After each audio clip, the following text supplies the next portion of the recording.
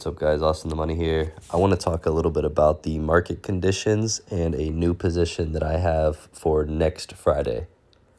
So S&P 500 right now is pretty much at all-time highs. I believe intraday, today's high was 609.75, 52-week high is 609.75. So we are right now toying around with all-time highs. The S&P 500 is at a PE ratio of 28, which is historically very high. Last time we were here was in 2021, which is when we seen a nasty sell-off. I'm not a big fan of buying stuff at all-time highs, but just keep that in mind, guys. We could definitely see, a little 5% pullback or something like that. But this is definitely a good bull market. As of right now, this is a good, strong bull market. So any dips in the S&P 500 or the NASDAQ would definitely be good buying opportunities, especially if we see something, like 5-10%. I would definitely be deploying more capital into that. NASDAQ as well. We are not at all-time highs on the NASDAQ yet. So NASDAQ hit all-time highs on the 16th, and we are almost there, but the S&P is at all-time highs. So just, if you're thinking about opening up some new positions, just be careful. The risk to reward is probably not super great right now. New position for me, Apple. Apple is down, let me see. In the 1 month, it's down over 13%, but it was at an all-time high of 260, and now it's down to 223. That's about 14 to 15% right now. Not every day are you going to have a chance of buying Apple down 15%. I mean, that just happens, maybe once every 4 years or so. So this, in my opinion, is a top 3 company in the world with market cap. This is a good buying opportunity. I scooped up around $900 of Apple 4 shares at 223.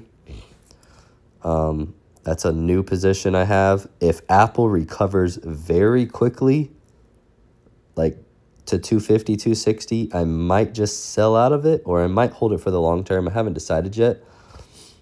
But definitely want to get in on this 15% pullback for sure. I still have my 100 shares of SCHG that I've got. Or up almost 2% on that. I do plan to make SCHG 50% of my portfolio, if not more, but at least 50%. So right now, $2,900, that's a little under 10% of my portfolio value. And SCHD, I kind of want to make this around 15 to 20%. Something like, I want to be more focused on growth and not dividend, but I still do want to have exposure to the Dow, just in case, technology takes an absolute dump. I still have a little bit of, diversity.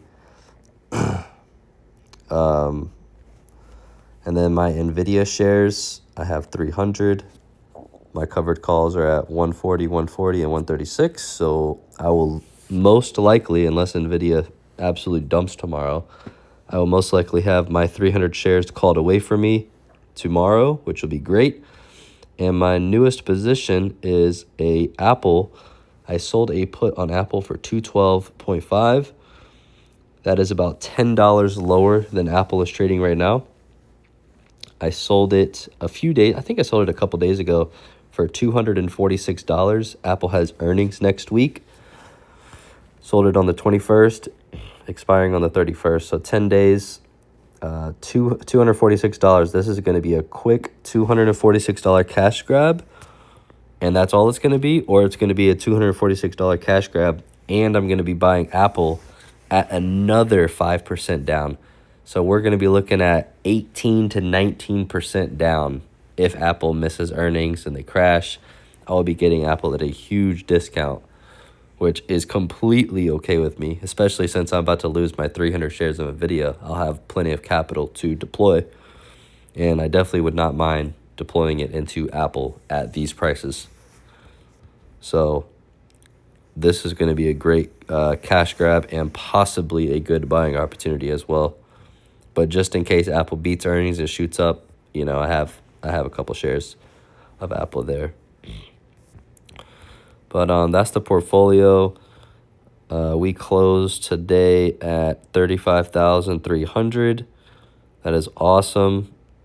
Year to date at the close, we're up 4.2%. I don't really count after hours because after hours is because of NVIDIA, right? I'm down, almost $200 on NVIDIA in the after hours. But when the market opens, my covered calls are going to offset that little pullback. My covered calls are going to offset all the way down to NVIDIA dropping to 140. So I don't really count after hours. So yeah, right now we are sitting at what did I say? Almost 4.3% on the year, which is awesome. I have a goal of 25% this year. That represents 2% a month. So my goal is to make 2% a month with trading, aka like selling puts on Apple, selling covered calls on NVIDIA, and basically, you know, getting the shares, then selling them, getting them, selling them, and, you know, making 2%. This, I think for January, I'm already at 4% from NVIDIA and Apple. And these shares are about to get called away, which will confirm and lock in my gains for that. So right now I'm at like, I think $1,300. I had to open my spreadsheet. But yeah, I'm at $1,300, which is about 4% return on trading. And then I have the core of my portfolio, which will be SCHG, which is growth. Very good ETF. I mean, it's up 35% in the past year. That is amazing. And the past 5 years, it's up almost 140%. So if you're looking for a growth ETF, if you're in your 20s, you have plenty of time, you want to let this thing grow for 10, 20 years, this is a great ETF. Great ETF. This is my favorite one. Has a low expense ratio of 0.04, and it even has a dividend yield of 0.36. So you're still going to get dividends from this. Very low expense ratio. And if you're a dividend person, this is probably the best dividend ETF out there. It has a 3.8, I believe. Yeah, 3.8 yield, and it grows its dividends every year. I may make a video on that because when I first started learning about dividends, I didn't really understand the dividend growth. I didn't quite understand what that meant. But now that I understand it, I kind of realize how insanely powerful it is. It is like the definition of a snowball effect. Like, it is pretty insane. So I might make a video on that to kind of explain that a little bit more for you guys that want to know or are curious about that.